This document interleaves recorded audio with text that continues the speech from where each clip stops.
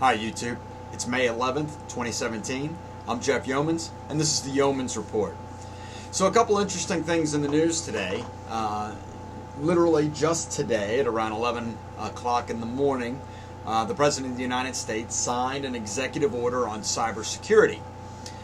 What does that exactly mean? Well, there's three major areas that he signed into effect with multiple implementations in each area, but there's three generalized areas. Number one, he wants to upgrade antiquated systems. And antiquated systems has been a problem in the government for a lot of years. Back in the 80s, people spent millions of dollars on database infrastructures, networking gear, those types of things, and they seem to want to pinch the taxpayer's penny, which is good, but they haven't upgraded that infrastructure. And in one specific case, I know up until probably 10 years ago, one federal law enforcement agency, which I won't name, used an operating system from IBM that nobody was alive to be able to monitor, configure, let alone secure. So they hired a contractor about 10 years ago to go out and build them a new one. Of course, that it didn't meet specifications. It didn't do what the old one did. Anyway, it gets messy in the government when you go to upgrade things. So a lot of these infrastructures haven't been upgraded. And the example they used in the talk today was the OPM, or the Office of Personnel Management hack, which I was a part of. It was done because the system was antiquated. Patches had stopped being produced for vulnerabilities in that operating system. So therefore, the vulnerabilities were just there. There's nothing they could do about it. Anyway, upgrade infrastructure. Make sure that when it's time to upgrade, you're following a good process. Now, in project management terms, there's things like N+2. So if you have Windows 10, you'll wait 2 revolutions to upgrade your Windows environment.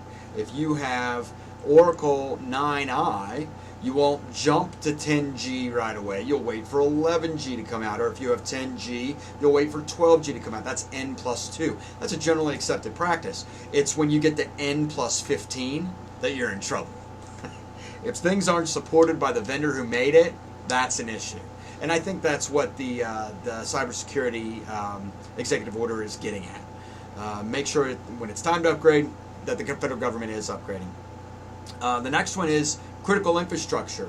Utilities, grid lines, gas, electric, financial, healthcare, telecommunications, they're all in the process of paying attention to cybersecurity.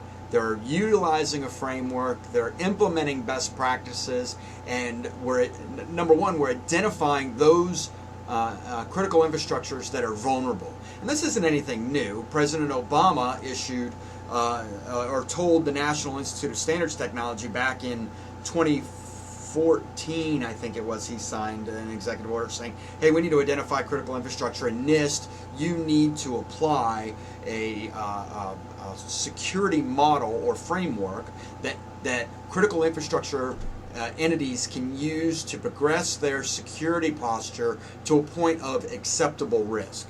So the infrastructure report isn't new, but what he is saying is he's given it teeth. He's saying we need to use Homeland Security to create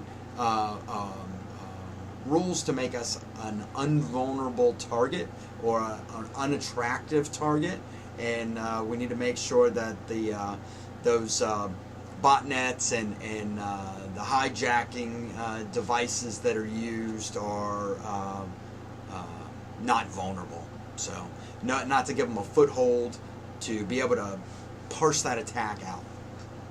So the third part is Americans Online, and the president has expressly said that the U.S. will need to recruit more cybersecurity experts to help defend the nation from hacks and develop long-term advantage. So essentially what they're trying to do is defend against distributed denial of service attacks and, again, botnets for Americans online, making sure that Americans aren't leaving themselves open to be part of an attack. And that's the way botnets work. A botnet is a bunch of computers that have been overtaken and are being used to commit a distributed denial of service attack. So a denial of service attack is me just talking over you, right? A distributed denial of service attack is 8 people talking over you.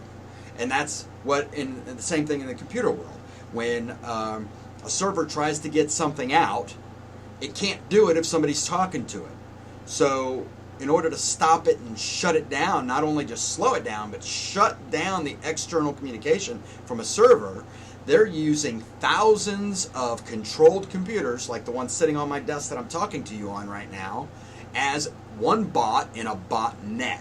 And that botnet is just pounding the server that they want to create the distributed denial of service on.